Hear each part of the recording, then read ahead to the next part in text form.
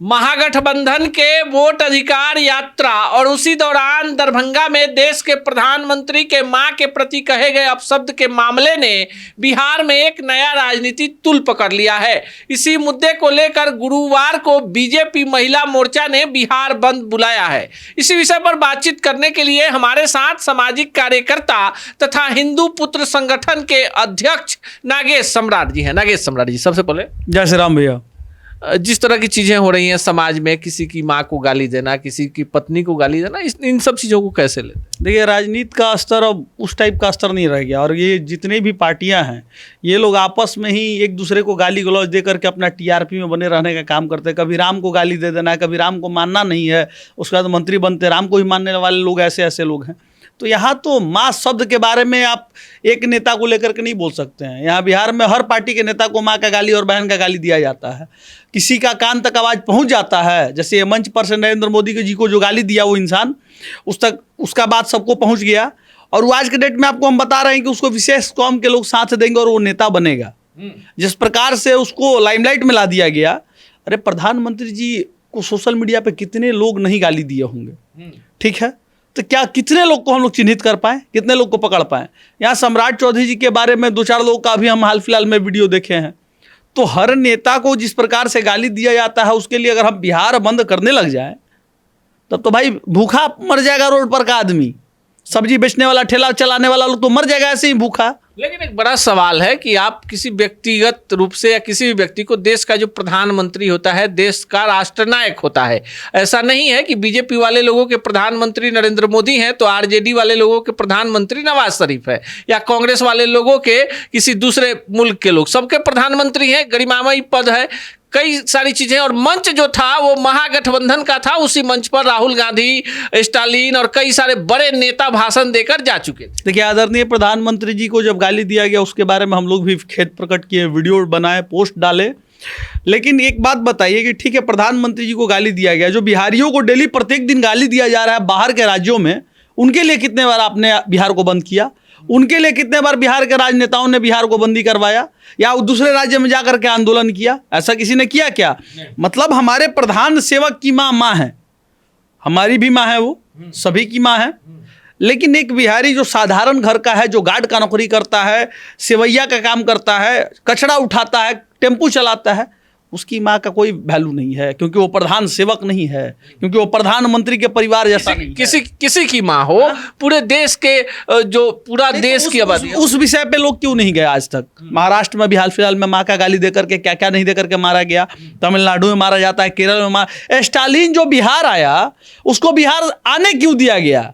और उसको आने दिया गया, यानी कि एयरपोर्ट पे आपका प्रोटोकॉल होता है, बिहार सरकार का होता है प्रोटोकॉल। वो चाहते तो बिहारियों को गाली देने वाला और मारने वाले को वहीं से भगा दिया जाता। क्यों नहीं ऐसा किया गया? इस पे कोई क्यों नहीं भाजपा के लोग बोले, चाहे जदयू के नेता क्यों नहीं बोले इस पे? तेलंगाना के मुख्यमंत्री जी हाँ, अगर आप रेवंत रेड्डी आए जिसने बिहारियों का डीएनए के ऊपर सवाल उठाया था, तो इतने सारे लोग आपके बिहार में आ गए, रोड पर प्रचार कर लिए, हर चीज कर लिए, और आप उसको आने देते हैं और उसके बाद गए। तो भाई मेरे, ये चीज है कि राजनीति का जो स्तर है भैया, कांग्रेस वाले भाजपा को गलियाएंगे, भाजपा वाले कांग्रेस को गलियाने का मौका देंगे कि इसी पर हमको राजनीति करना है। अब एक बात बताइए, अब मोदी जी भाजपा के लिए पहले एक मुद्दा थे, मोदी है तो मुमकिन है, अब मुद्दा क्या बन जाए? मोदी जी की माँ को गाली दे दिया, ये सबसे बड़ा विषय है, अब इसी पे हमको राजनीति करना है। ऐसा नहीं होना चाहिए। अरे कम से कम अपने अंदर की मानवता को जगाइए। बिहार में हो रहे लगातार बेरोजगारी से लोग जो मर रहे हैं उसके ऊपर चर्चा करिए, उस पर राजनीति करिए। एक प्रशांत किशोर जी नए आए हैं, बिहार को बदलने की बात कर रहे हैं, सारे लोग उनके बात को सुनता है, हम लोग भी सुनते हैं, हम लोग कोई पार्टी के उनके सेवक नहीं हैं, लेकिन कुछ चीज़ें उनकी सही हैं जिसका समर्थन लोग करता है। अब भाजपा वाले लोग उनको कहते हैं कि भाजपा का, कांग्रेस आरजेडी का एजेंट हो गया, इससे पहले उनको भाजपा का एजेंट कहा जाता था। मतलब जो तीसरा आदमी कुछ अच्छा करने के लिए आया है वो हर दल का एजेंट हो गया। अब बाकी लोग सारे लोग सही हैं, कांग्रेस सही है, भाजपा से ये लोग एजेंट नहीं है। लोग ये लोग एक दूसरे के माँ को, राहुल गांधी का विरोध करते, आप राहुल गांधी का बहिष्कार करते, राहुल गांधी के लिए ना वो मंच सजा था जी। उस छोटे से कब क्या ही बोले, उस रिजवी का औकात है माँ को गाली दे देने का, पटक के रान फाड़ देगा आदमी उसी समय। कैसा बात बोलते हैं जी, किसी के माँ को गाली आप दे दीजिएगा?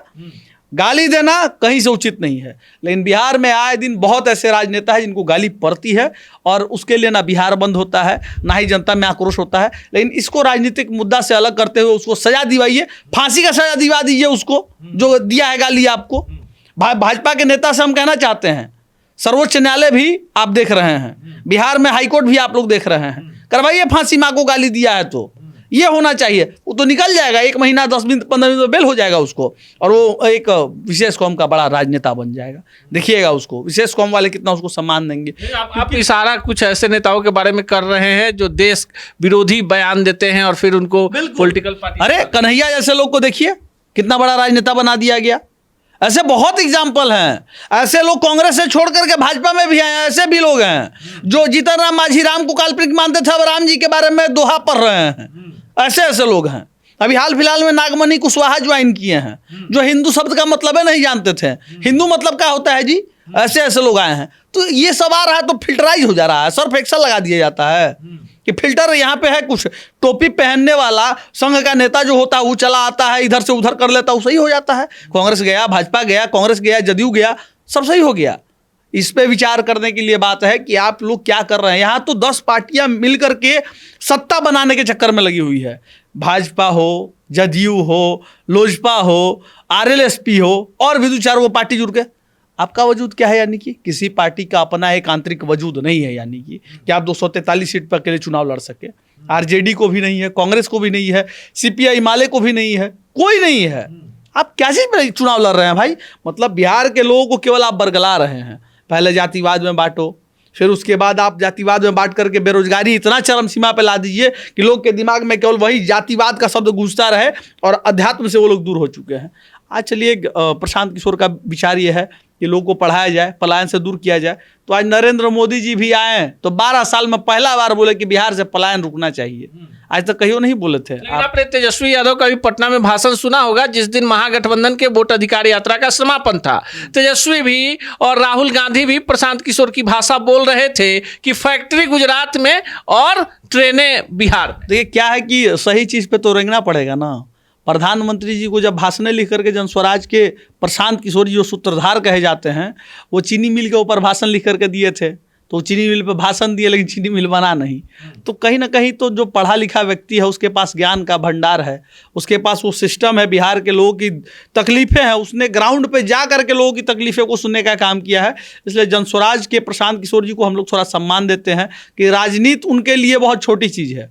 वो बिहार को एक नीति में बांध करके चलना चाहते हैं, क्योंकि राजनीति करने वाले तो आज भी वही राजनीति कर रहे हैं। जाति की, पार्टी की, पैसे का कैसे भ्रष्टाचार हो, 71,000 करोड़ की बात आई, अभी तक सांप सूंघ गया है, किसी का बोली नहीं निकल रहा है।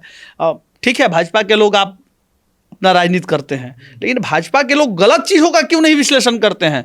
किसी भी दल में कोई भी युवा कार्यकर्ता हो, अगर आपके बड़े शीर्ष नेतृत्व तो गलत करते हैं उससे सवाल करिए। आज दिलीप जायसवाल क्यों फंसे हुए हैं? आज उनकी बोली क्यों नहीं निकल रही है? जो एमजीएम कॉलेज की वो हथिया करके बैठे हुए हैं, उनका ही पर्दाफाश हो रहा है धीरे धीरे। तो सारे लोग सब चीज़ से अवगत है, लेकिन बोलते कोई नहीं है। जानते हैं कि बोलेंगे तो हमारा राजनीतिक करियर बिगड़ जाए। नहीं, हम लोग की तरह रहिए, चंद्रशेखर आज़ाद के हम लोग शिष्य की तरह है, स्वतंत्र रहने वाले।